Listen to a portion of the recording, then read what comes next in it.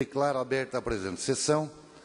Convido o eminente deputado Maurício Codilac, secretário, para proceder à leitura da ata da última sessão. Obrigado, senhor presidente. Saudando os visitantes aí do estágio visita, em nome da Maiara Francisco, lá de Itajaí, que esteve no gabinete. Queria saudar todos os visitantes aí, sejam bem-vindos. Ata da 91ª sessão ordinária da 3ª sessão legislativa da 18ª legislatura da Assembleia Legislativa do Estado de Santa Catarina, realizada em 3 de outubro de 2017. Presidência: deputados Mário Marcondes, Kennedy Nunes, Maurício Scudlar.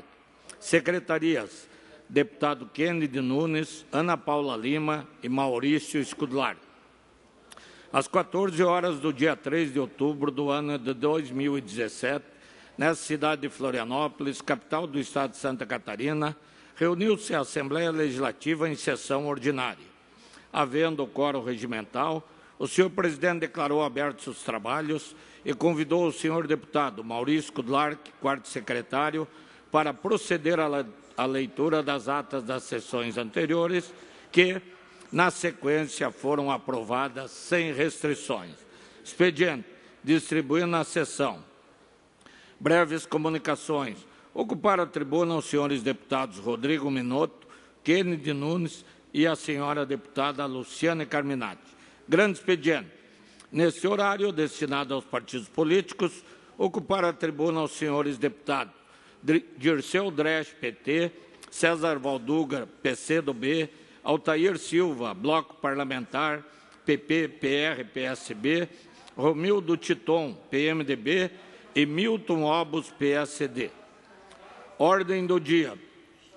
Foram aprovados em segundo turno o projeto de lei 269/2016, com emenda substitutiva global, e em primeiro turno os projetos de lei 011, 027, 191 e 264/2017.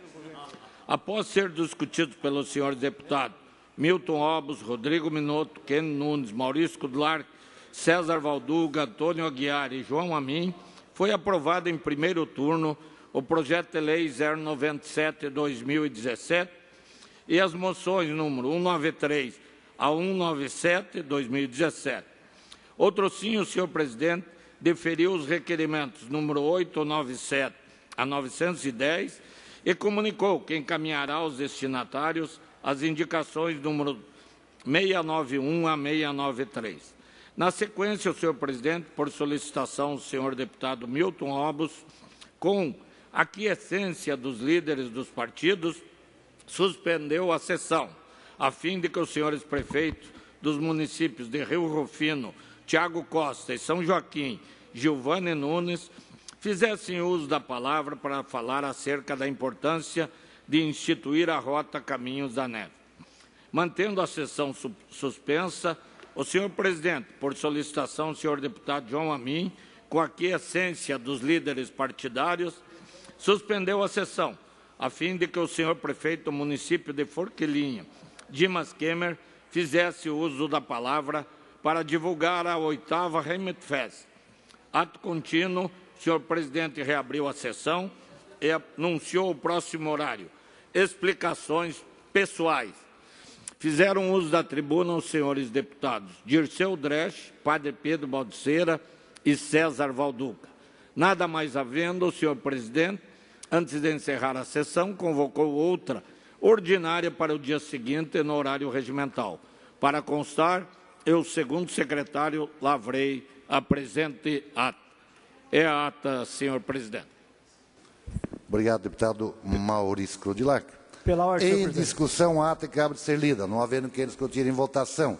Quem tiver de acordo, permaneça como está. Aprovado. Solicito à assessoria que proceda à distribuição do expediente.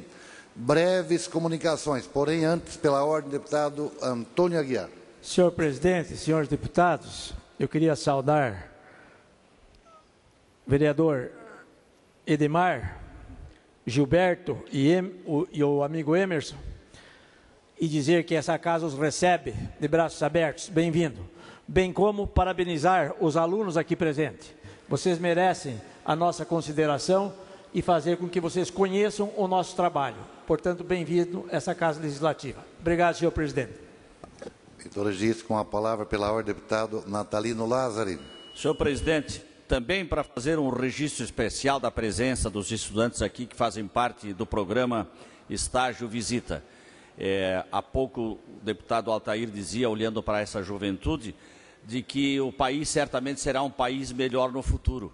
Eu tenho certeza que aqui estão presentes futuros e futuras vereadores, vereadoras, prefeitas e prefeitos, deputados, para melhorar o nosso país. Sejam bem-vindos. Mas eu queria, senhor presidente, fazer um registro entre esses jovens, de dois jovens muito especiais, da nossa querida UNOESC de Videira.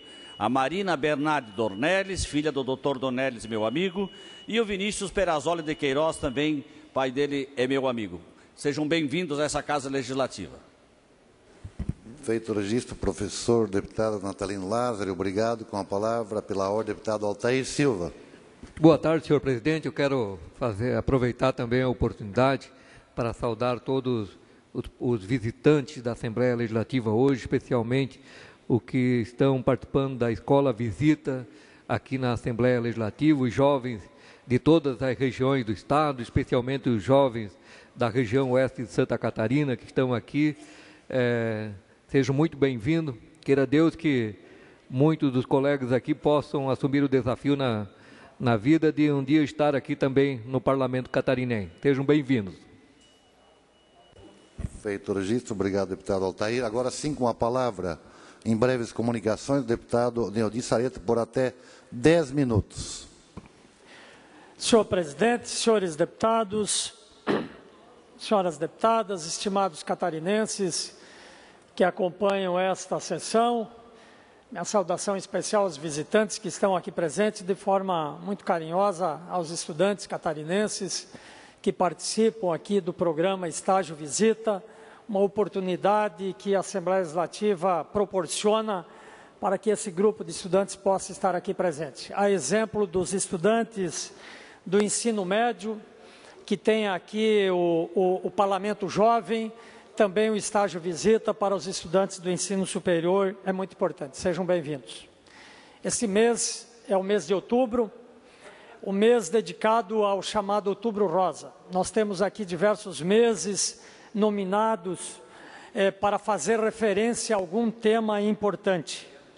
E com o objetivo de chamar a atenção e divulgar histórias das mulheres com câncer de mama, surgiu na década de 1990, nos Estados Unidos, a campanha Outubro Rosa, hoje difundida em diversos países e, felizmente, aqui no Brasil também.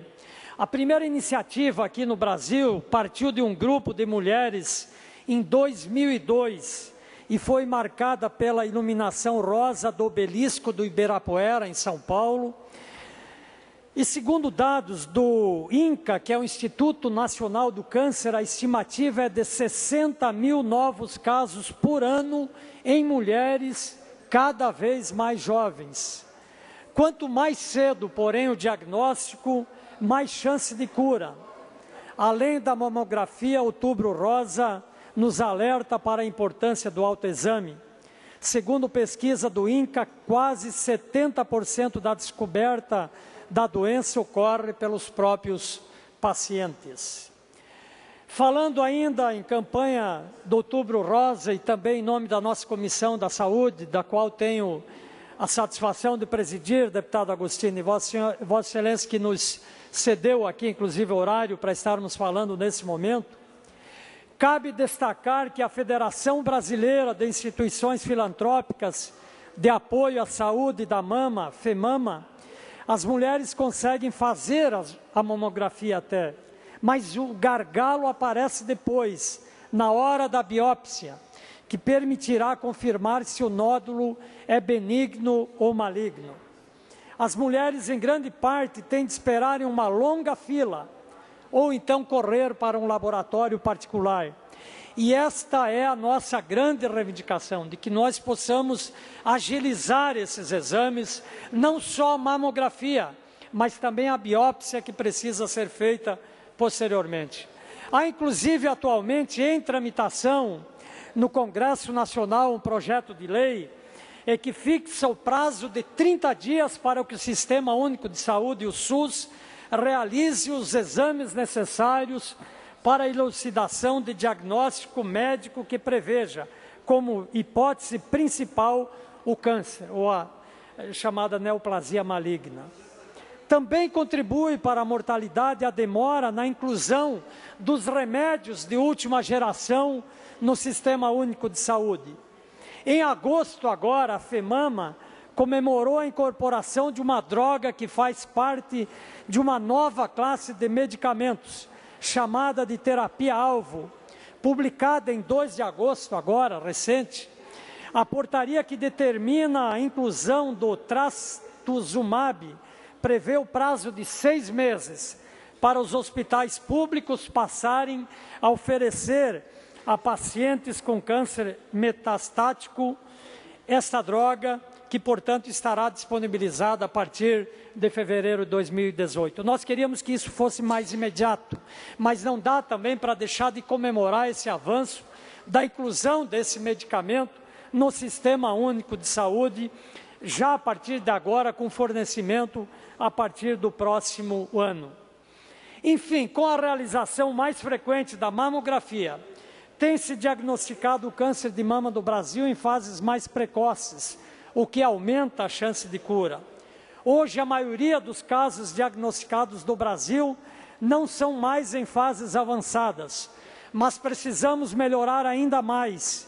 E isso será alcançado quando todas as mulheres tiverem acesso à mamografia de qualidade, uma vez ao ano a partir dos 40 anos.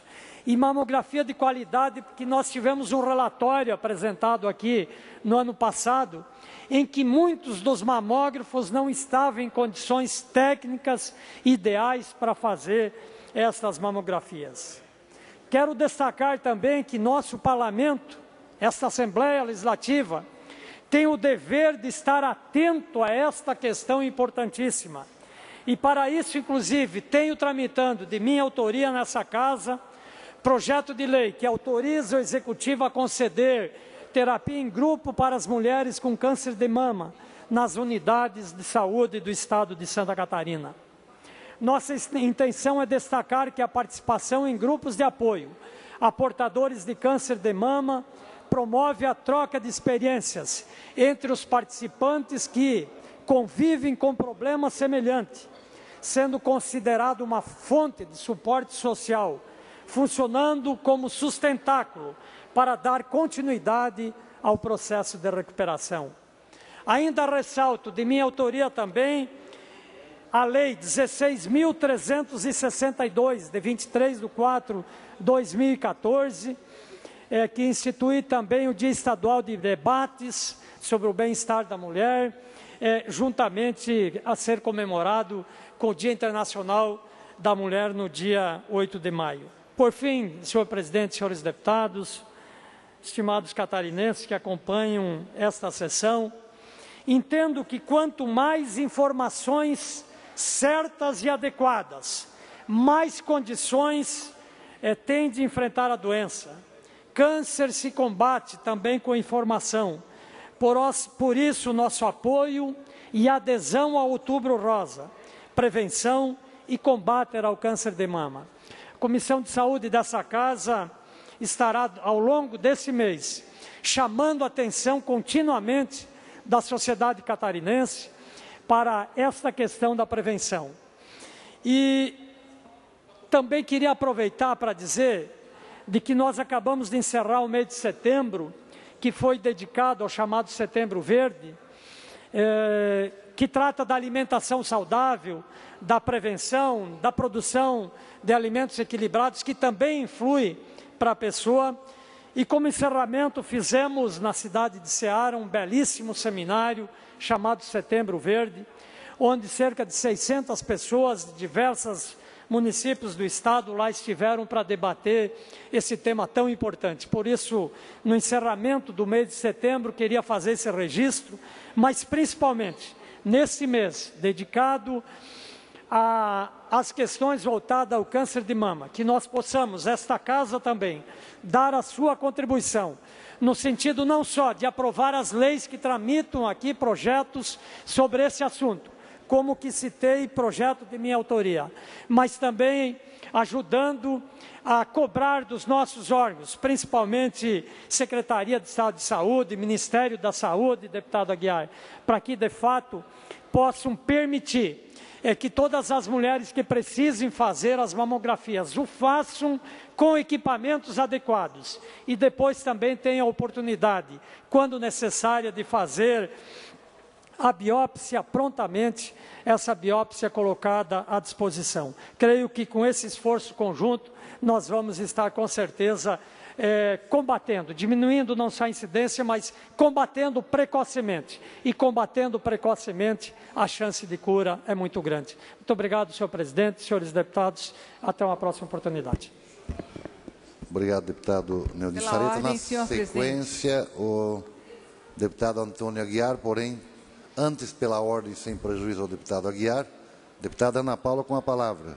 Outros colegas parlamentares já fizeram aqui o devido registro dessa primeira edição do estágio visita da Assembleia Legislativa, que foi até um projeto de resolução da mesa diretora, senhor presidente, mas eu não podia deixar de registrar a presença da Janaína Nespolo, que é do curso de enfermagem da Univale do município de Itajaí, e também a Flávia Oliveira, que são as nossas indicadas, que faz o curso de Direito na Universidade, na Uniaselv de Blumenau, bem como também a presença de Jonathan Pereira e Alexandre Vieira, que são do curso de Administração Pública de Balneário Camboriú. Em nome deles, eu quero saudar todos os estagiários que se fazem presente nessa casa e que estão acompanhando essa sessão ordinária. Muito obrigada. Obrigado, deputada Ana Paula Lima. Agora, com a palavra, o deputado Antônio Aguiar, por até 10 minutos. A nossa saudação ao presidente Silvio Drevik, saudar todos os deputados, senhoras deputadas, e saudar os estagiários, em nome do Jonathan, que esteve no meu gabinete, dizer a vocês que a nossa casa está à disposição. Saudar também a comunidade catarinense e apresentar, nesse momento, um projeto de lei que autoriza o Poder Executivo a regulamentar e consolidar a implantação de prontuário eletrônico de paciente nos serviços de saúde públicos e privados no estado de Santa Catarina e estabelece diretrizes para sua implementação. Artigo 1º. Autoriza o Poder Executivo a regulamentar e consolidar a implantação do prontuário eletrônico desses serviços privados e públicos no estado de Santa Catarina. O meio eletrônico em prontuário dos pacientes deverá ser utilizado em hospitais, clínicas em geral e consultórios médicos para registros, transmissões, autorizações, resultados de exames, internações, receitas e demais informações ou procedimentos realizados à saúde do paciente. Artigo 2º. Os procedimentos por meio eletrônico elencados no parágrafo único do artigo anterior serão admitidos somente por profissional da saúde, mediante o uso da assinatura eletrônica, cujo cadastramento deverá ser obrigatório para o acesso ao sistema, na forma a ser regulamentada por norma específica. Artigo 3º. Caberá ao Governo do Estado, por intermédio da Secretaria do Estado de Saúde, desenvolver e certificar diretamente por intermédio de terceiros o sistema de prontuários eletrônicos dos pacientes, o qual deverá ser protegido pelo sistema de segurança constante no respectivo mercado, a fim de garantir a privacidade, a autenticidade e confiabilidade das informações de saúde dos catarinenses. Artigo 4º. O Governo do Estado criará um cadastro único de saúde no Estado, no qual serão cadastrados os profissionais de saúde das unidades de saúde e os próprios usuários e pacientes, sendo que todos receberão um número de identificação. Parágrafo 1º. Aos cadastrados será facultado o acesso às informações constante no sistema, bem como uma cópia em papel, seja por intermédio de mera solicitação junto aos profissionais de saúde, quando se tratar do próprio paciente, ou de forma prevista no artigo 2º desta lei. Parágrafo 2º.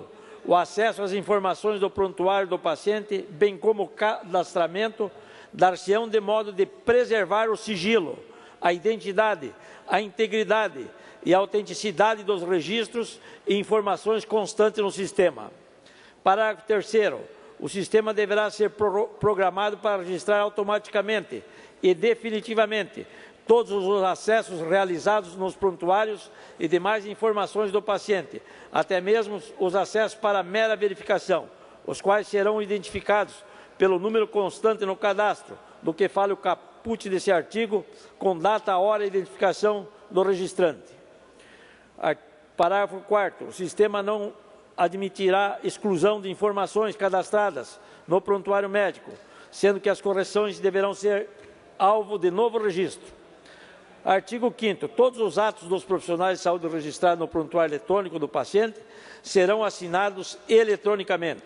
Artigo 6º. A documentação produzida eletronicamente e juntados no prontuário eletrônico do paciente, assim como o próprio prontuário, serão considerados documentos originais para todos os efeitos legais.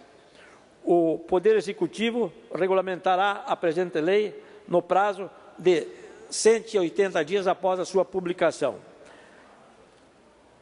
A justificativa. O presente projeto de lei tem como objetivo instituir o sistema de saúde no estado de Santa Catarina, o prontuário eletrônico do paciente, estabelecendo diretrizes para tanto. A modernização dos procedimentos realizados à saúde faz-se imprescindível nos dias atuais, face ao crescimento populacional e à necessidade de celeridade nos atendimentos, principalmente nos de emergência. A implantação do prontuário eletrônico vai facilitar de sobremaneira acesso às informações da saúde do paciente pelos profissionais da saúde, além de proporcionar racionalização de gastos. Portanto, vamos diminuir os gastos. Ressaltando a importância do projeto, é essencial mencionar que no ano 2011, o Ministério da Saúde determinou, por meio de portaria, a implantação de prontuários eletrônicos no Sistema Único de Saúde, sob a pena de corte de repasses. Apesar da determinação, muitas unidades de saúde não implantaram até o momento, o que torna o PL meritório. Destaca-se que a utilização do prontuário manual torna muito mais difícil o acesso às informações necessárias. O problema ainda pode complicar-se com a falta de organização na cronologia dos dados e na dificuldade para atender a letra de outros profissionais. Portanto, o acesso inadequado às informações clínicas é uma das principais barreiras que os médicos encontram quando tentam aumentar sua eficiência na prática diária. O prontuário eletrônico permitirá uma visão integrada nos dados do paciente, derrubando a comenda da barreira. O atendimento da saúde não só resume ao tratamento de doenças, vai muito além, iniciando com acesso às informações do paciente de forma eficaz, rápida, de modo de agilizar principalmente os atendimentos emergenciais. Com o prontuário eletrônico, os profissionais de saúde terão acesso rapidamente a informações mais importantes sobre o paciente, disponibilizadas pelo sistema a ser criado, tais como medicação em uso, exames alterados, alergias, atestado, prescrição, encaminhamentos, lembretes para cuidados preventivos e outras informações importantes para a tomada de decisão. Diante desses argumentos, eu submeto à Assembleia Legislativa para que analise o nosso projeto e que ele seja, dessa vez, sancionado pelo governador do Estado, que há 2 anos atrás apresentei esse projeto, ele foi aprovado, mas foi vetado pelo senhor governador. Espero que agora, com a mudança que está acontecendo na área da saúde, nós tenhamos aprovação desse projeto. Deputado Coruja. Deputado Aguiar, Vossa Excelência, são os deputados mais preocupados com a questão de saúde nesta casa e novamente apresenta um projeto nessa área.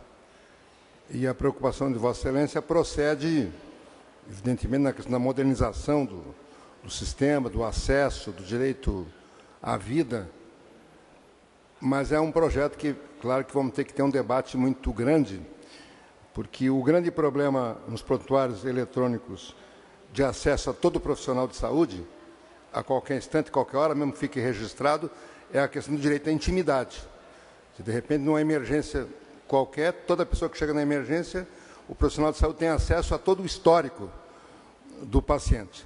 E é evidente que aquele prontuário não vai ficar só no acesso do profissional, no acesso de todo mundo. Então, o direito à intimidade, que é uma preocupação do Conselho Federal de Medicina, é uma preocupação internacional, ele tem que ser muito bem tratado, porque temos que sopesar os direitos. O direito à vida está na Constituição, no caput, no artigo 1º, mas lá o direito à intimidade e à liberdade, outras coisas também são muito importantes. Então, vai merecer um debate muito grande e nós temos que aprofundar essa discussão. Obrigado, deputado Coruja. Eu gostaria ainda de agradecer ao deputado Coruja por sua intervenção. E, nesse momento, senhora presidenta, a nossa deputada Ana Paula Lima, dizer que nós estivemos em Santa Terezinha, no seu aniversário de emancipação política, com a nossa prefeita Valquíria, com os vereadores, com os agricultores, com os idosos. Fizemos uma grande visita ao município de Santa Terezinha, com outros deputados que estiveram lá, e acho que nós vimos a necessidade de olharmos para aquele município de maneira diferente, que precisa algumas prioridades a serem ajudadas por vários deputados. Então, nesse momento, eu quero agradecer a recepção que tivemos em Santa Terezinha, parabenizar as autoridades que lá tiveram e fazer com que Santa Terezinha continue sendo a capital da Rainha do Mel. Nós que fizemos a lei para o município de Santa Terezinha. Era isso, senhor presidente. Muito obrigada, senhor deputado Antônio Aguiar. Ainda em breves comunicações, próxima oradora, a senhora deputada Luciane Carminati. Pela ordem, presidente. A qual essa presidenta lhe concede 10 minutos. Antes, porém, senhora deputada, se me permite, vamos ouvir pela ordem o deputado João Amin.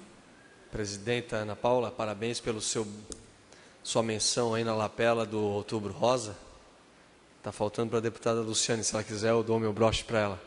Mas queria cumprimentar de uma maneira muito especial os nossos visitantes de Major Vieira, o Márcio Viega e o Agostinho, vereadores do PP, como também o ex-vereador, o Silvio Quizema, e aproveitar a oportunidade rapidamente para cumprimentar os nossos ilustres visitantes aqui na Assembleia Legislativa essa semana, em nome da Natália e do Jefferson, que foram escolhidos pelo nosso gabinete. Nós fizemos uma provocação via Facebook, vários inscritos, infelizmente tivemos que escolher só 2, já nos acompanharam ontem lá na CCJ e dão uma aula de cidadania para nós deputados aqui essa semana na Assembleia. Parabenizar a atitude também da Escola do Legislativo, que proporciona essa aproximação dos estudantes com nós deputados. Parabéns. Muito obrigada. Pela ordem, senhor presidente. Se me permite ainda, senhora deputada Luciane, pela sua generosidade, deputado Antônio Aguiar, pela ordem. Eu só gostaria de fazer as palavras do deputado Amin, as minhas palavras,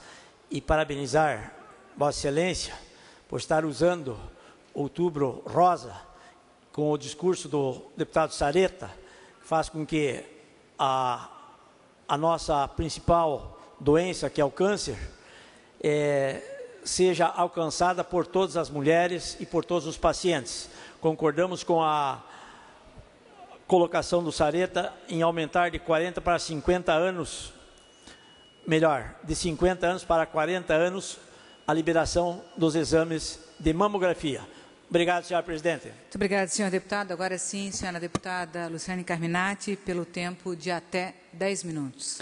Quero cumprimentá-la, presidente, cumprimentar todos os parlamentares, a todos que acompanham esta sessão plenário pela TVA, pela agência L Notícias, e cumprimentar todos os estagiários que estão aqui acompanhando esta semana as atividades do Parlamento. Eu espero que vocês saiam daqui gostando mais da política, porque, infelizmente, em nosso país, há um processo hoje de demonização da política. E eu tenho dito em todas as palestras que faço como educadora, que a demonização da política não ajuda, porque o cidadão se afasta da política, mas alguns se aproximam, e os que se aproximam decidem pelos que se afastam. Então, é esse o grande debate. Ainda é na atual conjuntura brasileira, no sistema eleitoral brasileiro, a forma de representação mais republicana. Então, espero que isso contribua para que vocês possam também acompanhar melhor a atuação dos 40 parlamentares. Bem, eu me dirijo hoje a essa tribuna para falar de uma normativa da Secretaria de Estado da Educação que está sendo, nesse momento, a desgraça do magistério catarinense. Essa normativa trata das orientações para a distribuição de aulas e organização do quadro das unidades escolares para 2018. Nós recebemos esse documento fazem uns 15 dias, imediatamente fizemos uma análise e ficamos apavorados como é que a Secretaria de Estado da Educação consegue deixar aquilo que já está ruim muito pior. E o que é que eu estou falando aqui? Professores que a vida inteira deram aula numa determinada escola, em função desta normativa, terão que procurar ter outras aulas em outras escolas. Professores que a vida inteira são habilitados em 2 disciplinas, só poderão ministrar aula na disciplina que foi concursado, mesmo que em 15, 20 anos o Estado permitiu que esses professores pudessem dar aula de disciplinas afins, das quais eles também são habilitados. Então, nós questionamos muito essa normativa, que é composta de 14 itens extremamente prejudiciais à organização escolar, mexendo nas vinculações das aulas. Portanto, se um professor é habilitado em História, está numa escola dando 20 horas no seu concurso de História, e tem um outro professor de História que está afastado, essas 20 horas esse professor poderia dar, porque facilita, está na mesma escola, isso melhora a aprendizagem, o vínculo, não precisa correr em outros espaços distantes. Agora, este professor que tem as 20 horas efetivas, ele terá que disputar vaga em outras escolas, e professores de outras escolas virão na escola que ele está dando aula. Então, está dando uma verdadeira guerra nas escolas da rede estadual de ensino. Professores que a vida inteira se profissionalizaram em laboratórios, porque a gente sabe que laboratório numa escola não é para qualquer um, é para quem tem identidade e sabedoria naquela área. Um professor de informática que é qualificado, que tem formação, que está lá 2, 3, 4, 5 anos. Um professor que está no laboratório de geografia, de história, de letras. Esses professores não poderão mais ser professores de laboratório. Terá que ser professor contratado, ACT, que vai lá, faz as aulas de laboratório e vai embora no final do ano. Só que tem um detalhe, quem entende de educação sabe que você não entra num projeto e já se apropria dele, e no outro ano entra outro e se apropria. Tem todo um tempo de construção, de elaboração, de entendimento e de vínculo com os alunos. Então, esses professores estão sendo impedidos. Essa normativa, como eu falei, está sendo muito questionada. O secretário nos deu a palavra de que faria uma nova normativa, reconhecendo os problemas desta primeira normativa, e pasmem, aquilo que estava ruim ficou pior. A segunda normativa saiu com 25 pontos, destruindo tudo o que a gente achava que poderia ficar melhor. Para ter uma ideia, professores doentes, readaptados, ficarão sem a sua turma da sua escola. Olha a gravidade da situação. Diante dessas 2 normativas, desse absurdo, nós temos a seguinte situação hoje na rede estadual de ensino. Eu vou ler aqui alguns depoimentos de professores que nos chegam. Nossa escola virou uma tristeza. Colegas que trabalham há mais de 10 anos e tendo aulas sobrando, sendo ameaçados de ficar com carga reduzida ou ir para outra escola e de outros colegas virem para a nossa. Meu Deus, nos ajude. Não maltratem aqueles que formam todas as profissões. Outra professora. Sou professora há 23 anos. Na minha escola está o caos. Como vamos terminar o ano se estamos sem saber do nosso futuro? Outra professora. Há vagas de português em minha escola e de espanhol. Porém, hoje recebi a notícia de que não tenho mais direito algum nessa disciplina, pois me efetivei em português, que também habilita espanhol ou inglês. Terei que ir para outros municípios procurar aula, se tiver. Tenho 25 anos de trabalho. Estou desolada, desorientada, desmotivada e preciso da sua ajuda para que alguém brigue por nossos direitos na carreira. A sede, a Secretaria da Educação, irá causar danos irreparáveis em alguns colegas. Já tem professor no calmante aqui na escola e outros com psiquiatra agendado.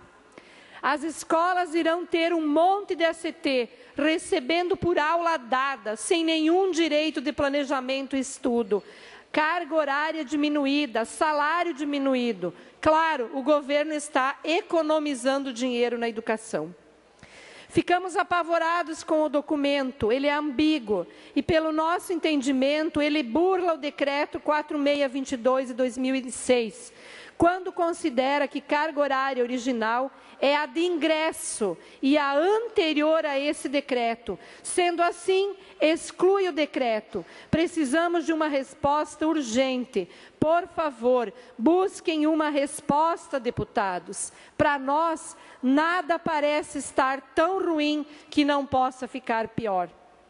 Essa situação, deputada, está gerando muita ansiedade e levando os professores a adoecerem, já que vem desestabilizar a vida profissional e pessoal do professor. Lamentável. Isso vem ocorrendo com todas as disciplinas. Centenas de professores sendo retirados de suas escolas e até dos seus municípios. Como fica a mobilidade para se deslocar de uma escola a outra? E aí eu poderia continuar aqui listando todas as situações. Bom, diante disso que nós fizemos, nós temos feito diálogo com a Secretaria da Educação, mas eu quero dizer aqui como professora, deputada Ana, e cansada de tanta maldade com o magistério catarinense, que eu já não sei se o secretário tem palavra. Essa é a minha dúvida. Porque há uma semana atrás eu conversei com ele e ele me disse: deputada, fica tranquila, nós já estamos revendo essa normativa e de fato reconhecemos que tem problema. Depois sai outra normativa pior que a primeira. Então a pergunta primeiro é: secretário de Educação tem palavra ou não tem palavra? Essa é a primeira pergunta. Deveria dar exemplo de postura e de compromisso com a verdade, com aquilo que é dito. Segundo, pedido que eu quero fazer: parem de castigar professor. Por favor, parem de maltratar professor. Não existe nenhuma profissão se não tiver professor. Então a gente deveria ter um pouco mais de cuidado, de respeito, de razoabilidade para tratar com essa profissão tão digna e tão necessária. Desta forma, hoje, fizemos mais uma tentativa com a Secretaria de Educação. O secretário está fora do país, mas eu quero fazer o registro aqui. Estamos esperando que na volta dele, na próxima terça-feira, não seja publicado uma terceira portaria ou normativa, que sejam revogadas as normativas e, por favor, deixem os professores terminar o ano em paz. Um minuto, senhora deputada. Deixem os professores terminar o ano em paz. Já temos escolas em precárias condições, já temos a lei da mordaça, que não quer que os professores tenham liberdade de cátedra e autonomia na forma de ensinar. Já temos todo o debate da gestão democrática totalmente atravessado, já temos escolas caindo na cabeça de professor e de aluno, e agora vem o golpe final, que é destruir o mínimo de organização que os professores têm para dar uma certa tranquilidade na distribuição das aulas. Como presidente da Comissão de Educação, eu quero dizer, nós seremos intransigentes no pedido, na solicitação de suspensão dessa portaria. E vamos acionar judicialmente, se assim for necessário. Obrigada. Muito obrigada, senhora deputada Luciane Carminati. Antes de entrarmos no horário destinado aos partidos políticos, é com muita alegria que a gente registra aqui a presença dos vereadores do município de Armazém, Daniela Cruz da Silva, e também do vereador Geraldo Machado, que estão visitando essa Casa de Leis, buscando os recursos diversos parlamentares para destinação também para o município de Armazém, diante das afirmações feitas pelo governador do Estado da liberação de recursos do Fundan para os municípios catarinenses. Sejam muito bem-vindos. Também da senhora Maria de Lourdes, que é presidente do Partido dos Trabalhadores de Armazém, ela que é professora da Rede Estadual de Ensino, aposentada, fazendo a luta pela educação. Bom, senhores e senhoras, horário destinado aos partidos políticos começa agora às 15 horas, e hoje o primeiro horário é o PSC, que não se encontra em plenário. O próximo horário é o PSD, também não se encontra em plenário. O próximo horário, já postos na tribuna, é o bloco parlamentar PP, PR e PSB. Quem fará uso da palavra é o senhor deputado Maurício Skudlak, pelo tempo de até 13 minutos. Senhor deputado. Obrigado, senhora presidente. Com a autorização também do deputado Altair Silva, que é o nosso horário, faço questão de utilizar esse horário tão importante da tribuna. Queria saudar também o vereador Joel Cardoso Moraes e o empresário Daniel, lá do município de Armazém, que estão também nesta Casa de Leis, o senhor Hernani, que é o chefe do SAMAI de Três Barras, e outros amigos que nos visitam.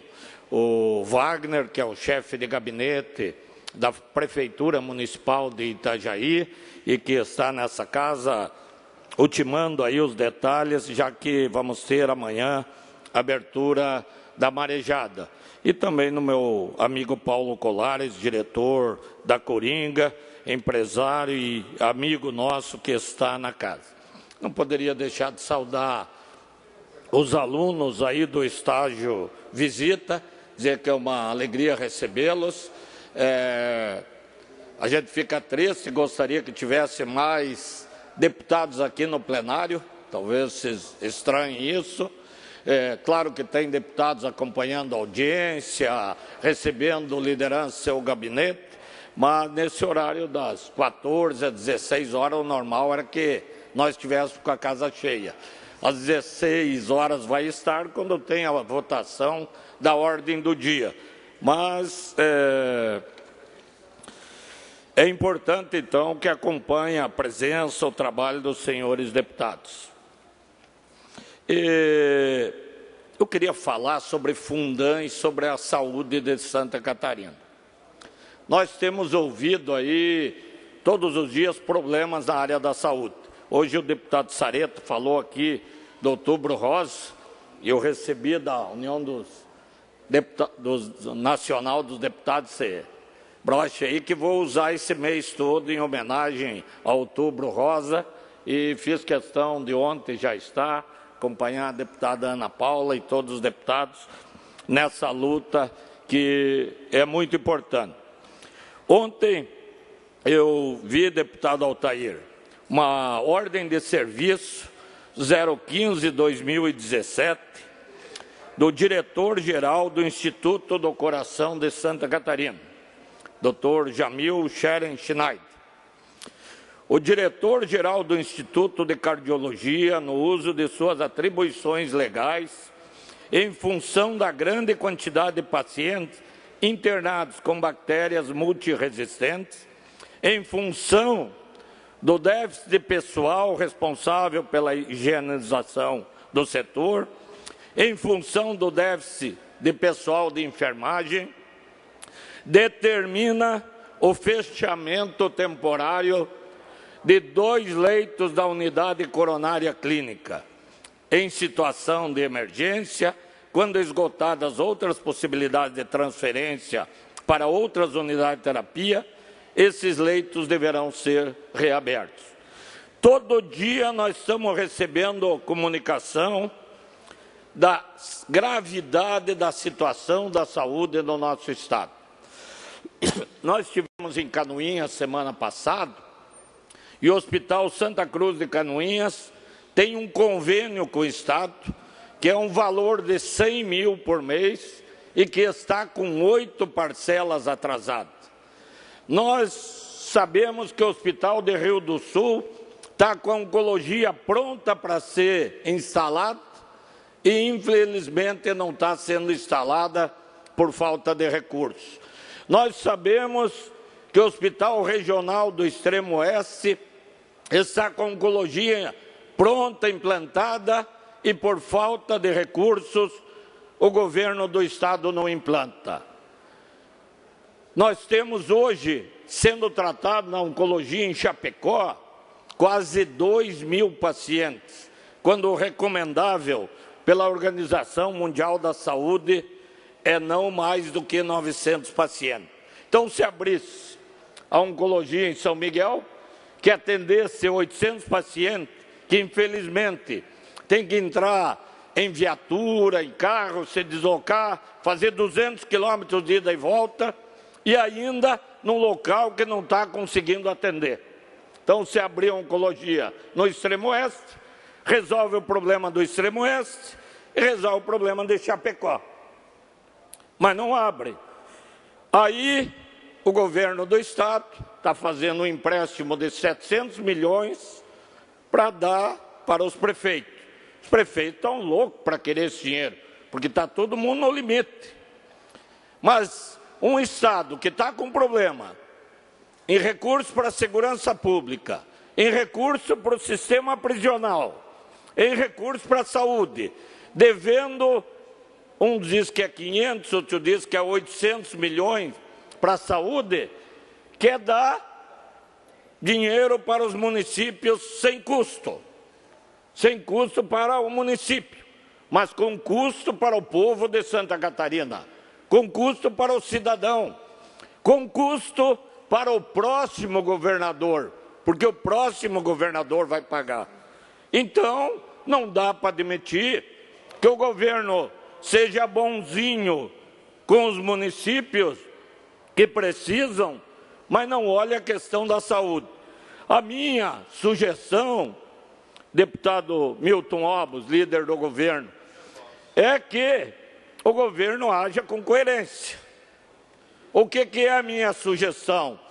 Que o governo, se vai fazer um empréstimo de 750 milhões, que utilize esse dinheiro de maneira racional. O que eu entendo que seria mais ou menos racional? Se ele quer dar, não precisa ter indicação do deputado, todos os deputados querem que os recursos vão para os municípios, todos vão defender, mas dá 1 milhão para as emergências dos 100 menores municípios de Santa Catarina. Isso daria 100 milhões. Daria 1,5 milhão, deputado Berlando, para os municípios, para os próximos 150 municípios, do 101º ao do 151º. Daria 1,5 milhão. Isso daria mais 150 milhões. E os 45 municípios maiores de Santa Catarina receberiam 2 milhões. Com isso, vai dar um total de 340 milhões para o governo distribuir e sobra para o governo 310 milhões para tentar resolver ou minimizar o problema da saúde. Mas o que não dá para fazer é o governo pegar todo o dinheiro do Fundam, distribuir nos municípios, que os municípios querem, os prefeitos estão todo dia nos procurando, não tem recursos para obras, mas não dá para optar só em fazer um calçamento lá no município e deixar leito de UTI fechado, e deixar oncologia de Rio do Sul, oncologia de São Miguel do Oeste sem funcionar. Então nós precisamos ter coerência. Se o governo vai fazer, e é um empréstimo caro, um empréstimo com juros de 14% ao ano, ao contrário do empréstimo da Celesc, que o juro era bem menor. Então, o governo quer fazer o empréstimo do Fundam, a Assembleia autorizou, nós votamos, autorizamos, faz. Mas vamos aplicar com coerência. Não vamos distribuir, o governo vai distribuir, não distribua esse valor com olhar político, distribua esse valor com o olhar das necessidades de Santa Catarina. Tem como atender 100 municípios com 1 milhão, mais 150 municípios com 1,5 milhão, mais 45 municípios com 2 milhões, isso dá 340 milhões e ainda sobra 310 para a saúde, deputado Altair. Então, a minha sugestão é que o governo olhe Santa Catarina da forma como precisa. Ouço o deputado Neudi Sareta. Senhor deputado, eu queria dizer que apresentei uma proposta aqui na casa que dava para contemplar essa linha de raciocínio que Vossa Excelência faz. O governo originalmente previa um empréstimo de 1 bilhão e 500 milhões de reais. Que ele mantivesse esta proposição de 1 bilhão e 500 reais, dava para manter os 700 milhões ao Fundam, já que é tão importante para os municípios, porque lá na ponta os municípios também farão ações importantes, e pegaria, conforme propusemos, 300 milhões desse e destinasse de forma emergencialmente para a saúde. Acredito que se fizer isso, ele poderá desafogar aquilo que está represado na saúde e ainda contemplar também esta parte que ele está propondo do Fundam. Acho que seria fundamental e daria mais ou menos esse cálculo, Vossa Excelência só propôs de forma diferente, mas para não mexer no Fundam, essa alternativa que nós apresentamos, talvez fosse uma outra sugestão que pudesse ser acatada pelo governo para poder fazer frente às demandas da área da saúde. Obrigado, senhor presidente. Obrigado, deputado. Deputado Nilson Berlanda. Senhor presidente, eu quero parabenizar ao deputado Maurício pelo assunto relevante que você trata nesse momento. Eu quero aproveitar essa oportunidade, deputado, e falar que ontem eu estive, inclusive, muito bem recebido pelo nosso colega secretário da Saúde, Carlos Preso, onde o convênio do hospital em Curitibanos também não havia sido assinado ainda. E me informou ontem, em primeira mão, que hoje o governador estará assinando o convênio da ordem de R$800 mil para renovar o convênio com o Hospital Regional de Curitibanos. Então, só para registrar aqui que, além do Fundam, além de todos os problemas que enfrentamos na saúde, o nosso colega, secretário da Saúde, Carlos Preso, nos atendeu muito bem e afirmou que hoje, no dia de hoje, será assinado o convênio com o Hospital Regional de Curitibanos. Parabéns aí pelo assunto. Obrigado, deputado. Acho importante o Estado participar, sabemos do esforço. O deputado Neudi Sareta fez uma proposição, o empréstimo inicial era de 1 bilhão e 500, mas ante já o nível de endividamento de Santa Catarina, já se sabe que o BNDES negou os outros 800 milhões. Então, a situação não é tão cômoda quanto parece. Então, já negaram o empréstimo de 800 milhões, se vier só os 700, que façamos uma distribuição racional. Vamos atender às necessidades emergenciais dos municípios e vamos atender a saúde, talvez até com alguns valores no sistema penitenciário, que ouvimos esses dias empresas terceirizadas querendo suspender o serviço, e talvez alguma coisa na área da saúde. Então, era para ser 1,5 bilhão, esses outros 800 milhões ninguém falava, estava quieto, só que esses 800, o Banco Central, o Ministério da Fazenda, o BNDES, disseram que Santa Catarina não vai receber porque o endividamento é muito elevado. Então, vai receber 700, vamos aplicar entre os municípios a saúde e a segurança de Santa Catarina. Obrigado, senhora presidente. Usei esse e-mail aqui, senão não chegamos até os jovens, senão transmitir pelo Facebook. Muito obrigada, senhor deputado Maurício Skudlack. Ainda dentro do horário destinado aos partidos políticos, próximo horário pertence ao PMDB. Deputado Fernando Coruja, mas antes, pela ordem, deputado Berlanda. Senhora presidente, senhores deputados, eu uso esse intervalo aqui para cumprimentar todos os acadêmicos que estão aqui das universidades de Santa Catarina que foram contemplados com a vinda aqui para conhecer o nosso parlamento. Mas, de uma maneira especial, cumprimentar os dois escolhidos aqui pelo deputado Berlanda em Curitibanos, que é o Rafael, da UNC, lá de Curitibanos, e também a Gláucia, da Universidade Federal. Obrigado e parabéns por serem escolhidos aí como os dois alunos de destaque da nossa universidade lá em Curitibanos. E um grande abraço a todos vocês aí também. Deputado Fernando Coruja, muito obrigada pela sua paciência. O senhor vai utilizar o horário destinado ao PMDB pelo tempo de até 15 minutos, senhor deputado. Senhora presidente, senhoras e senhores parlamentares, quero saudar também os alunos do Estado de Santa Catarina que aqui comparecem. No dia de ontem, foi enterrado o reitor da Universidade Federal de Santa Catarina, Luiz Carlos Canceler de Olivo, o CAL, e eu tive a oportunidade de participar do ato que houve em sua homenagem, depois do velório e do seu enterro. O Luiz Carlos Canceler, o CAL, era reitor da universidade, era particularmente um amigo meu, de longa data, militamos por longo tempo juntos em partido político, e ele, inclusive, trabalhou comigo como assessor jurídico quando eu fui secretário estadual de saúde. Então, perdi um amigo e entendo que Santa Catarina perdeu uma grande liderança política, educacional, e que, segundo todos os relatos, mesmo dos seus adversários políticos, fazia um bom mandato na Universidade Federal de Santa Catarina, um mandato que respeitava a diversidade, que respeitava as ideologias, o debate ideológico, e que respeitava fundamentalmente o outro, como deve fazer qualquer autoridade nesse país. Foi acusado de obstrução da justiça por um processo que desconheço o seu teor, mas sei da acusação que foi obstrução da justiça.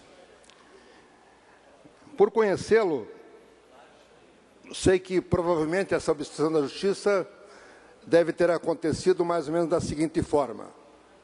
Alguém chegou lá dizendo que tinha um problema passado, uma confusão, e ele deve ter dito assim, mas vamos tratar para frente, como era assim, vamos cuidar da universidade, vamos tratar da universidade e vamos esquecer o que passou. Presumo que deve ter sido mais ou menos assim. Mas isso é um processo que está correndo e vai continuar correndo, evidentemente, porque vai correr independentemente da não mais presença do CAL no nosso meio. Mas ele foi preso. E sobre a prisão, aí eu posso falar. A prisão temporária, na situação colocada, certamente foi um exagero. Certamente foi um exagero. Talvez tenha sido autoritária, talvez tenha sido abusiva.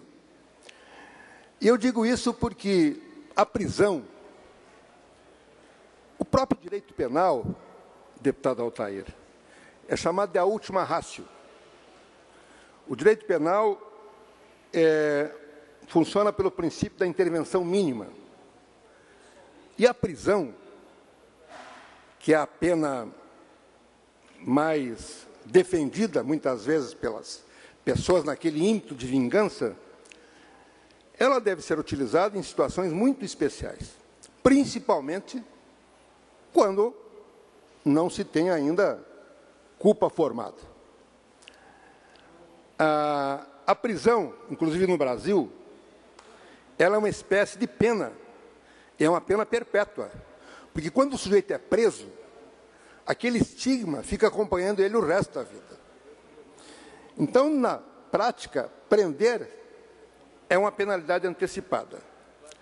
E o Brasil tem abusado, sob o pretexto que há impunidade, sob o pretexto que pode haver, sob o pretexto que o mundo está muito atabalhoado, principalmente na política, e tem uma roubalheira danada, está se exagerando na prisão temporária e na prisão preventiva. E se prende por qualquer motivo. Está banalizada a tal prisão temporária. Então, digo que esta prisão, sem dúvida nenhuma, foi um exagero. Pelas circunstâncias, pelo que está colocado, independente de conhecer o teor do que lá aconteceu. Esta pena, que é uma pena perpétua, ela atenta contra a dignidade da pessoa humana. A prisão, ela liquida com a honra. Esta pena antecipada cria na pessoa, num país que nem o Brasil, onde as pessoas têm assim uma ânsia de prender, é muito comum, eu vejo assim as notícias, a mídia, muitas vezes, qualquer coisa que diz, quando relata um fato que aconteceu, termina assim, ninguém foi preso. Como se prender fosse a solução. Ninguém foi preso. Ora, a prisão, e aí tem estudantes, é uma situação de extrema degradação. Quando se fala que vai se reabilitar na prisão, é certamente uma mentira, porque o povo já não reabilita. Quando o sujeito é preso uma vez, não há reabilitação, porque é da índole da população brasileira não perdoar nesta situação. Bom, preso, ele foi liberado. Foi liberado logo a seguir por uma outra juíza. Mas liberado, foi impedido de comparecer à universidade, de reassumir o cargo. De comparecer à universidade, onde ele morava na frente ali, uma pessoa sem posse, nem carro tinha. Nem carro tinha, tem um apartamento, não sei, nem sei se é dele. E foi impedido de comparecer à universidade. Foi-lhe permitido apenas comparecer no sábado por 2h30 para orientar os alunos. Bom, isto levou, presumo eu, aí presunção, a uma situação de se encontrar sem saída. Sem saída no sentido de que sabia que se voltasse para a universidade, mesmo que conseguisse juridicamente no futuro, provavelmente seria lá um morto-vivo dentro da universidade.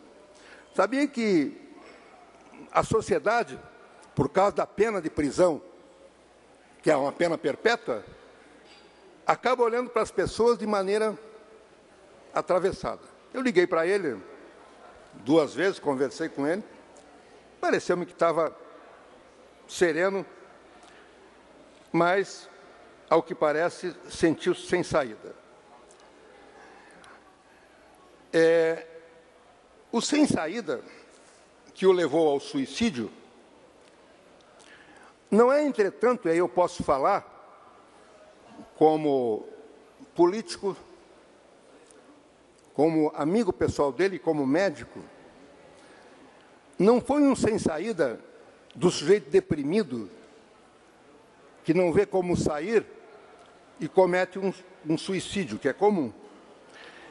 A causa mais frequente de suicídio é a depressão. A gente se mata porque não encontra a saída, fica deprimido e não vê saída.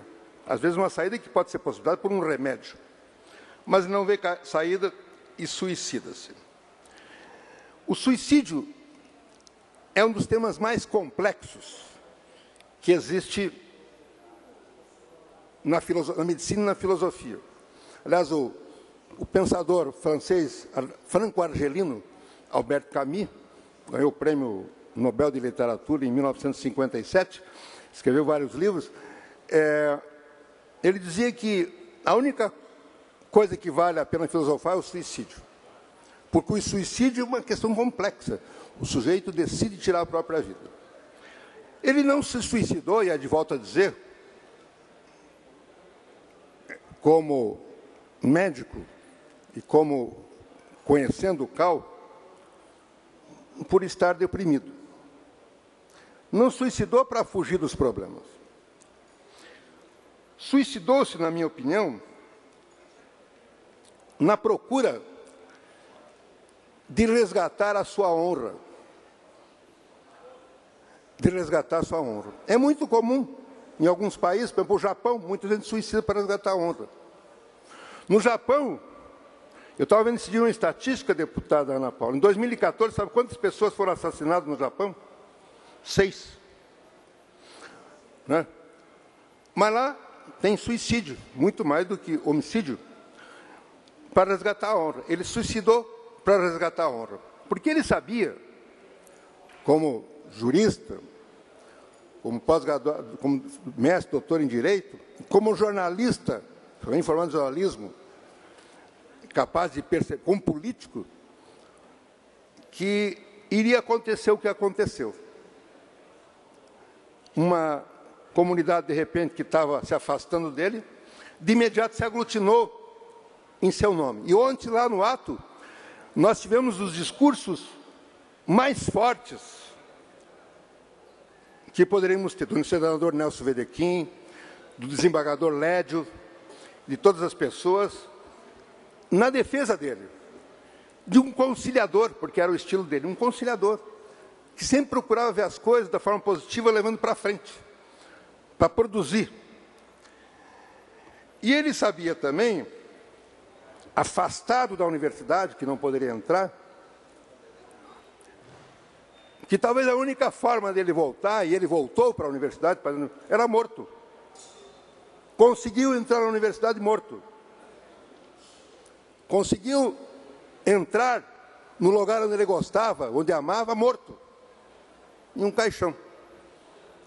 Como Getúlio deu um tiro e disse que ia entrar para a história, o Cal também entra para a história. E vai entrar, porque o debate vai começar a partir de agora, de certas questões que estão acontecendo, mas entrou para a história e entrou na universidade. Morto, mas entrou na universidade. E o suicídio dele não foi um ato de desespero.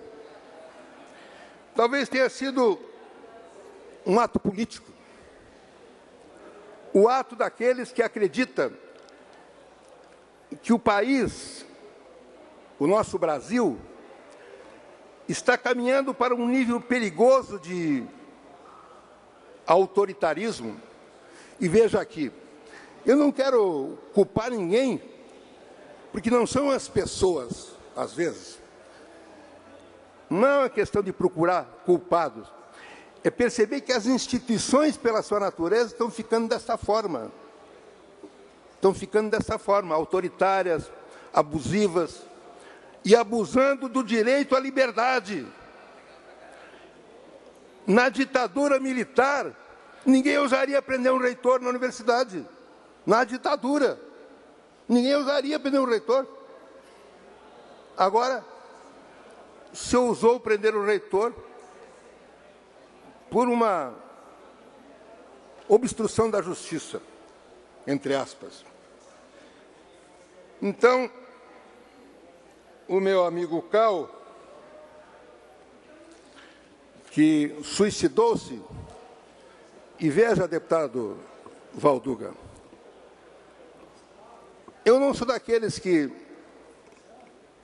estou dizendo assim, lamento a morte do meu amigo, não deveria ter feito isso. Talvez eu entenda que ele foi bem. Não vou ficar naqueles que simplificam. Acho que ele tomou uma atitude típica dele, de coragem, de bravura. Não foi um suicídio depressivo, não foi o suicídio do covarde, não foi o suicídio de quem não encontrou saída, foi o suicídio de quem queria entrar na universidade, fazer um ato político e, como alguns já disseram, dar uma última aula. Que esta aula que ele nos deu sirva para nós, para as instituições, para aqueles que puderem ouvir o que aconteceu. Ouvir o barulho dele caindo lá no shopping. Que aquele barulho dele caindo no shopping tem algum significado para que o Brasil avance, para ser como ele defendia, um Brasil mais aglutinado, que olhe o futuro, que construa o futuro, que construa, que caminhe em direção ao futuro. Foi uma bela aula, camarada Cal. Um grande abraço. Muito obrigada, senhor deputado Fernando Coruja, pela sua manifestação. Comungo todas as palavras que o senhor relatou no horário destinado aos partidos políticos. Próximo horário pertence ao PT. Senhora deputada Luciane Carminati tem o tempo de até 7 minutos. Ok, presidente, quero agradecer a oportunidade de falar em nome do Partido dos Trabalhadores. Como presidente da comissão, aliás, da Frente Parlamentar em defesa da economia solidária em Santa Catarina, nós protocolamos o projeto de lei 124 de 2016, que, na verdade, é resultado de uma grande construção com as entidades, com os empreendimentos solidários, com as cooperativas, com o Fórum Estadual de Economia Solidária, com o Conselho Estadual da Economia Solidária. Nesse projeto de lei, cria-se uma política estadual de economia solidária, através do Sistema Estadual de Economia Solidária. Resumidamente falando, para que o nosso telespectador possa entender o que é economia solidária. É uma organização que se dá a partir de outros princípios que não sejam a relação patrão-empregado, capital e trabalho. Mas o próprio nome diz, solidariamente se organizam para pensar uma outra economia, um outro processo de trabalho e de renda, de geração de oportunidades.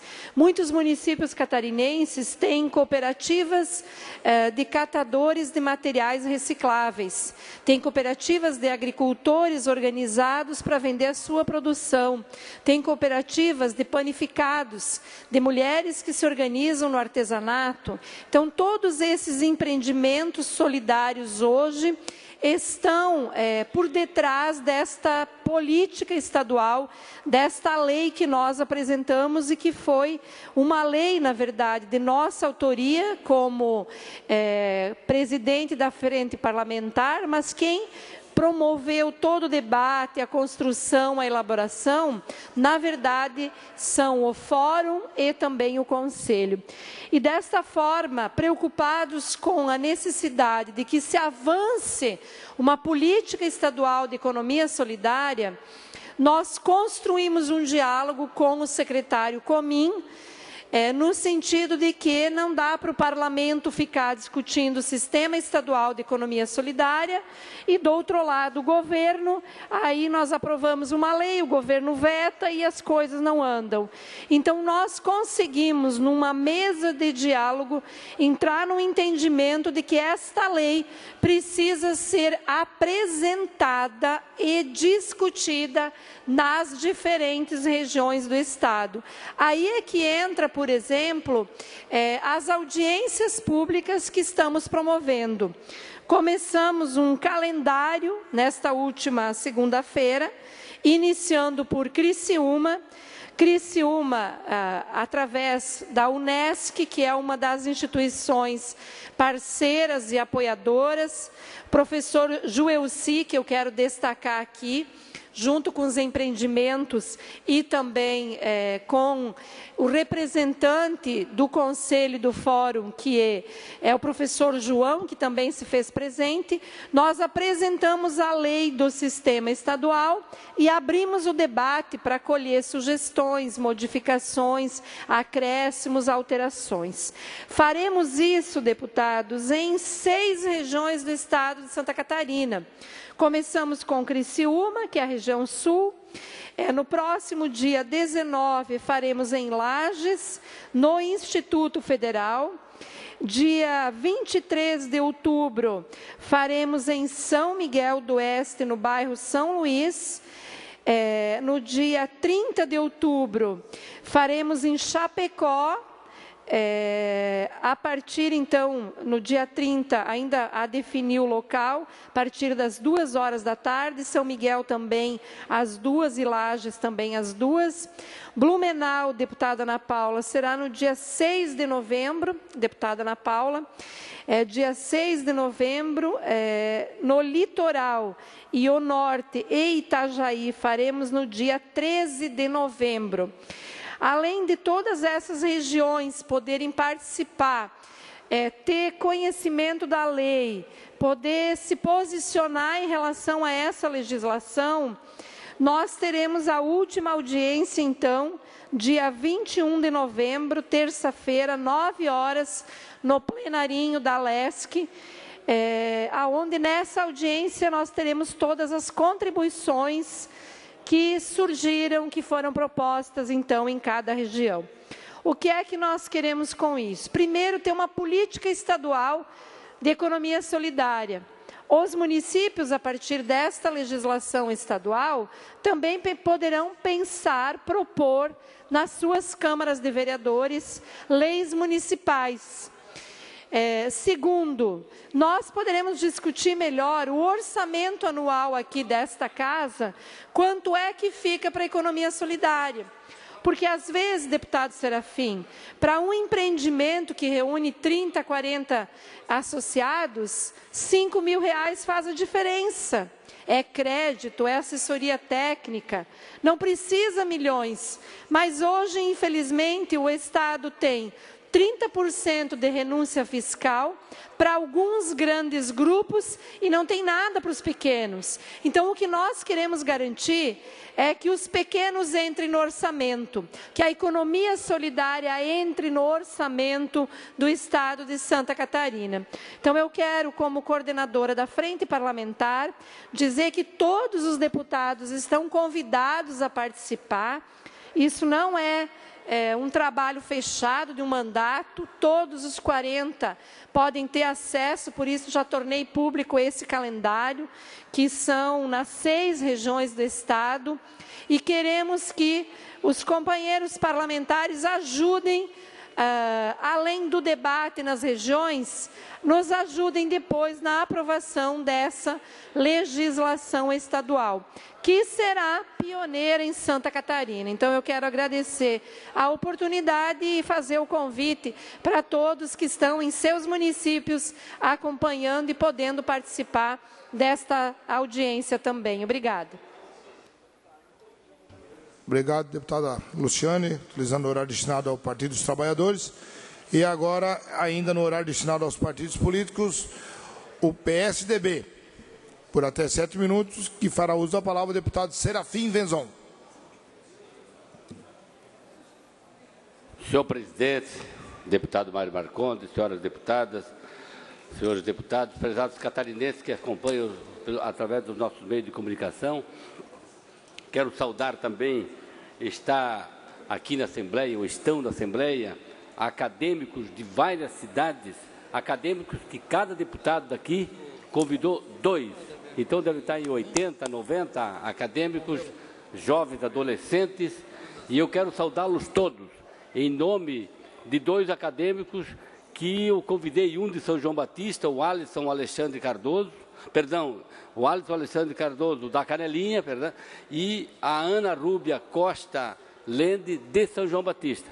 Mas em nome dos dois, cumprimentar a todos, parabenizá-los por esse belo trabalho, uma grande oportunidade de eles conhecerem um pouco a dinâmica dessa casa e dizer que se cada um de nós, cada jovem, defende uma grande ideia, um grande projeto, pode continuar insistindo que chegará um momento em que você jovem, vai ter a oportunidade de aplicar essa grande ideia, como vereador, como prefeito, como deputado, como governador, como um líder comunitário. Vai chegar a hora que você poderá aplicar a ideia, a sugestão boa que tem, que insiste, que traz aqui, mas que muitas vezes demora o tempo, ou precisa chegar, aquela grande ideia precisa chegar ao seu tempo. Meus cumprimentos a todos os jovens. Também queria saudar o vereador do PSDB, o André Alexandre Gonçalves, de Barra do Sul, bem como os vereadores Tilico e Rogério, da Praia Grande, e ainda o prefeito do PSDB, o Tilico e o Rogério de Santa Rosa de Lima. E de Praia Grande, o prefeito Henrique, o vereador Rodrigo, o Fernando, enfim, uma grande delegação que vem aqui à Assembleia, que vai ao governo do Estado, levar inúmeros pleitos de importância, principalmente para a atividade turística.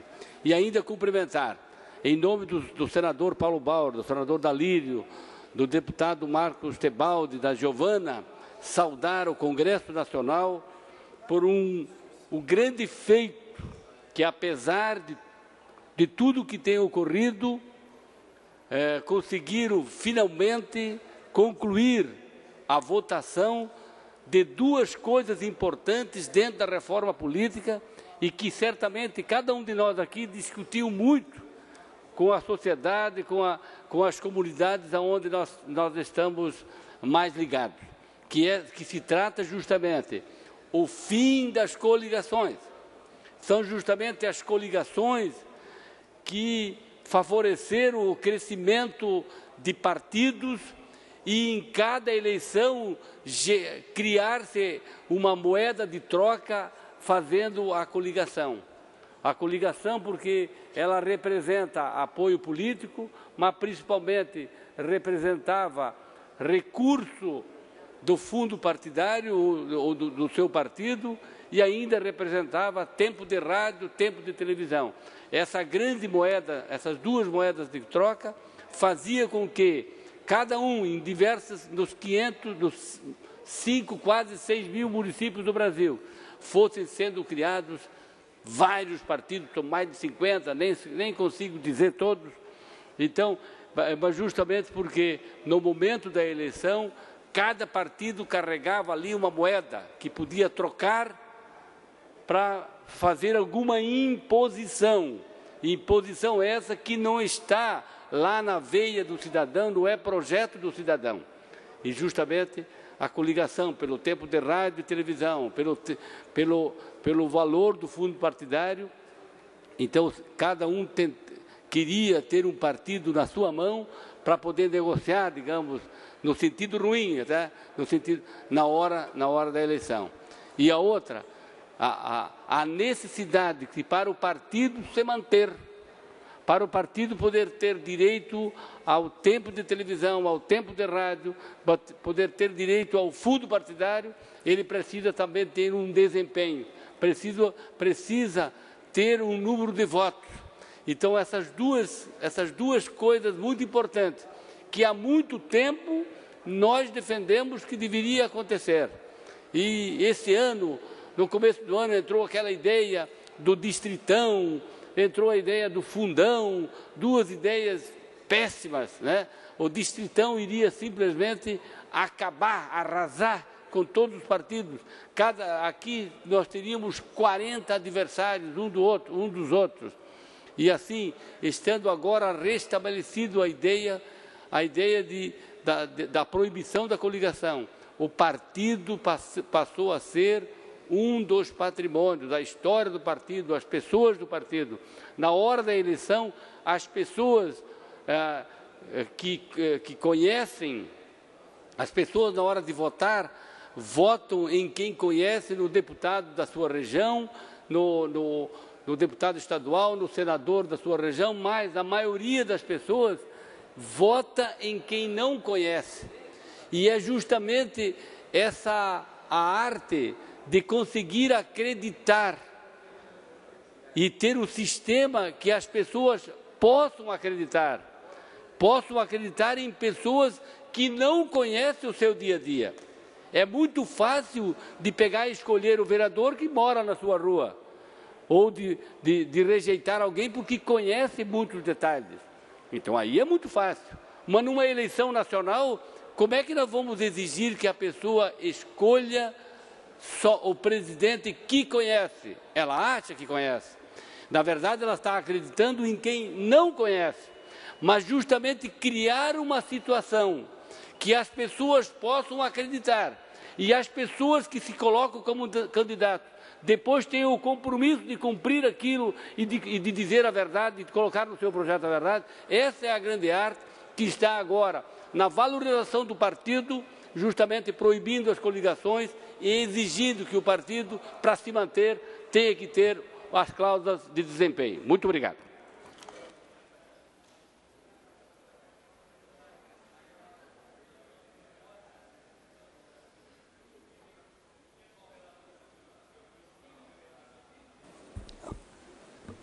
Não havendo mais inscrito no horário partidário, como ainda temos 14 minutos até as 16 horas, horário da ordem do dia, nós vamos suspender a sessão para que a Ordem dos Advogados do Brasil, seção de Santa Catarina, possam utilizar esse espaço para fazer aqui as manifestações. Está suspensa a sessão.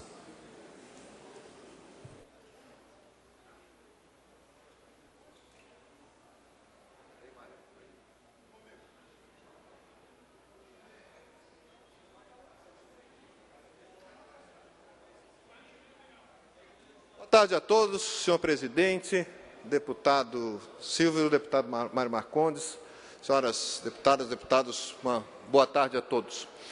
Senhoras e senhores, é uma honra estar aqui em nome da Ordem dos Advogados e achamos interessante, importante, oportuno tomar a tribuna, essa honrosa tribuna da Assembleia Legislativa, para iniciar, talvez, uma aproximação institucional da Ordem com a Assembleia. E achamos que há razões e motivos que justifiquem essa aproximação. Sabem, senhoras deputadas e senhores deputados, que é muito difícil ter uma voz contra-majoritária, principalmente nos dias atuais. E a Ordem, já há bastante tempo, a Ordem dos Advogados do Brasil, vem dizendo, levantando a voz, bradando, que a necessidade, o combate à corrupção é importante, sim, é necessário sim, mas a necessidade de observação da ampla defesa, do devido processo legal. É lamentável que seja necessário uma tragédia acontecer, como essa que aconteceu em Santa Catarina, o nosso reitor Cancelier. É lamentável que uma tragédia tenha que acontecer para demonstrar que a voz que se levantava tinha razão e estava correta. O que aconteceu, nos parece, é lamentável, e acreditamos que podemos unir nossas vozes. Estive acompanhando os trabalhos da Assembleia Legislativa, senhor presidente, ontem, vi o posicionamento dos deputados a respeito desse assunto. Acredito que tenhamos uma pauta em comum e é necessário o esclarecimento da população a respeito desse assunto.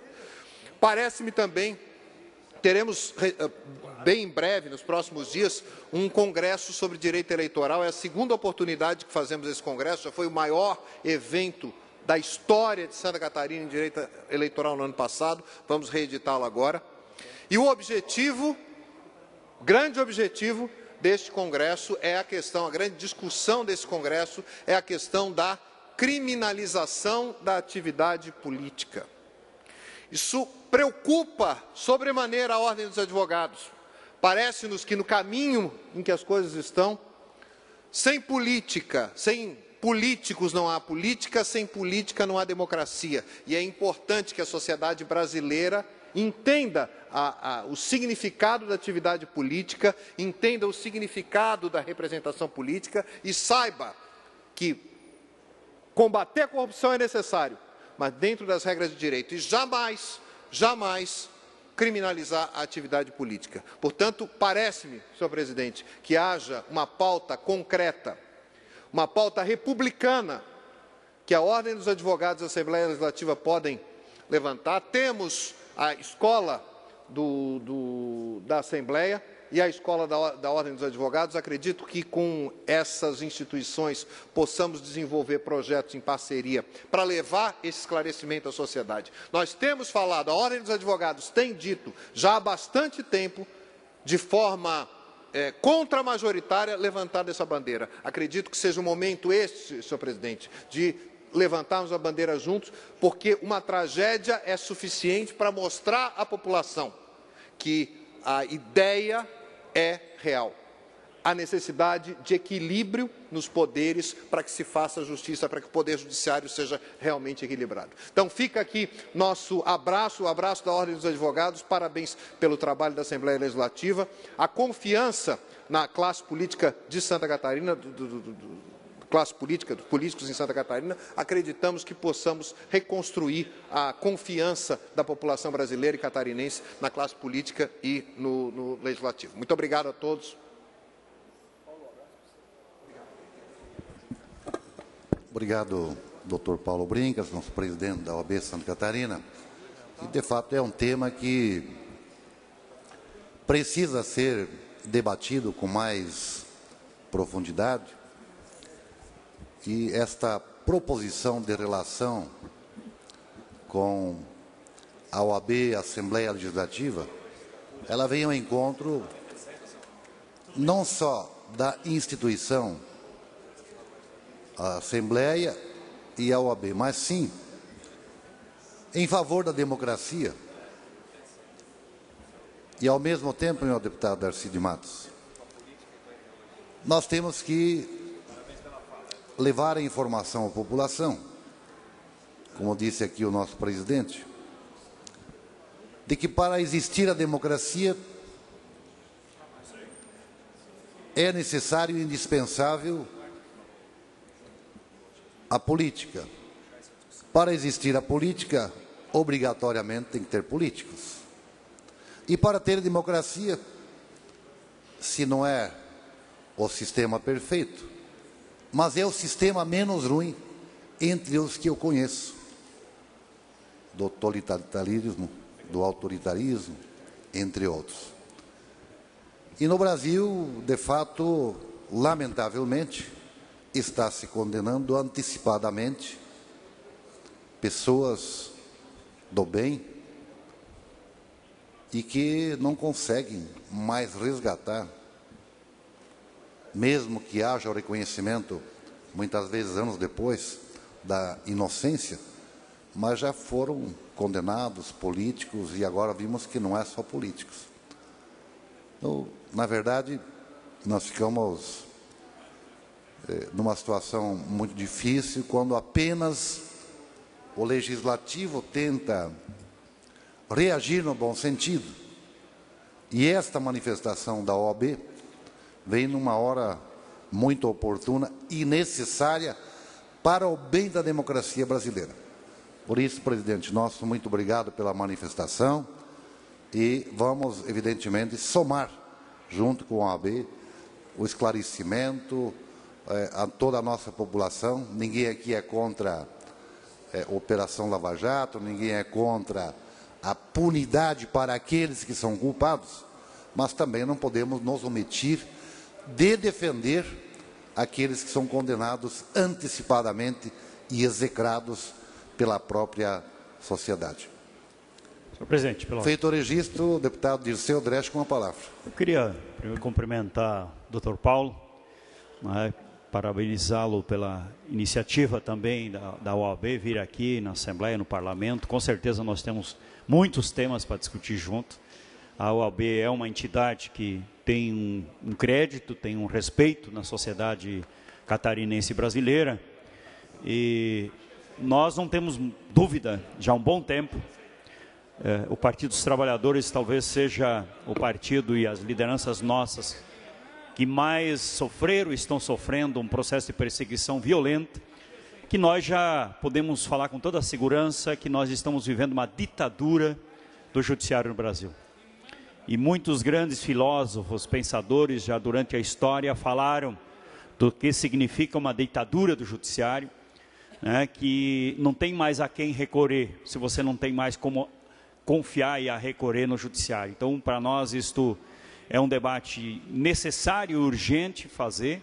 Em instituições como a OAB, e eu, inclusive, estou desafiando aqui as próprias universidades a partir do que aconteceu aqui, porque se no momento é o Partido dos Trabalhadores, mas logo, logo vai ser o conjunto da sociedade, como já vimos aqui, e vamos ver muito ainda, se continuar assim, o cidadão, as pessoas sofrer esses impactos que muitas vezes têm menos condições de defesa do que um político, né? Sofrer esta dura realidade, esta ditadura do judiciário no Brasil. Então, é um debate necessário, se nós quisermos seguir e perseguir num caminho da democracia e da representação política no país, da eleição, do direito das pessoas a eleger os seus representantes políticos. Então, este, para mim, é um dos grandes desafios novos que esse país tem, que precisa ser encarado, né? Então, por isso, Paulo, quero te agradecer e colocar sempre, com certeza, essa casa nesta condição de estar dialogando junto com a OAB,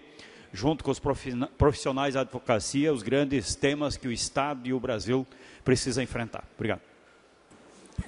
Com a palavra, o deputado Mauro de Nadal.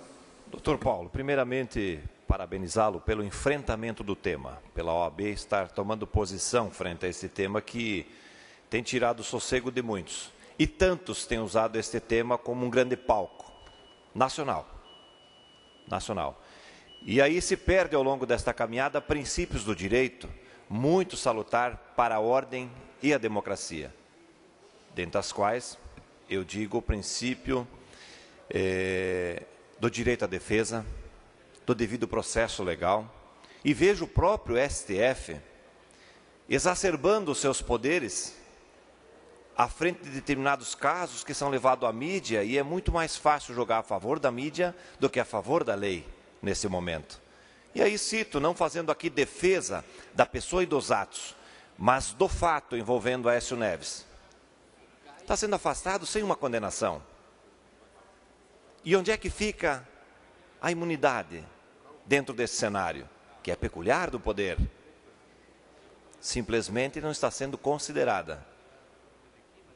Simplesmente está sendo jogado para a imprensa um fato, uma condenação antecipada, um desgaste enorme frente a isso tudo. E eu acredito ainda que o Senado consiga fazer a reversão disso. E que até mesmo o STF, pelo pleno, reverta a decisão. Porque, do contrário, as pessoas começam a se calar, principalmente aqueles que estão na posição que estamos hoje, que por trás de nós, inúmeros eleitores confiaram a gente o mandato na defesa da democracia como um dos itens principais do nosso trabalho e do nosso dia a dia. Essas pessoas acabam se calando por medo.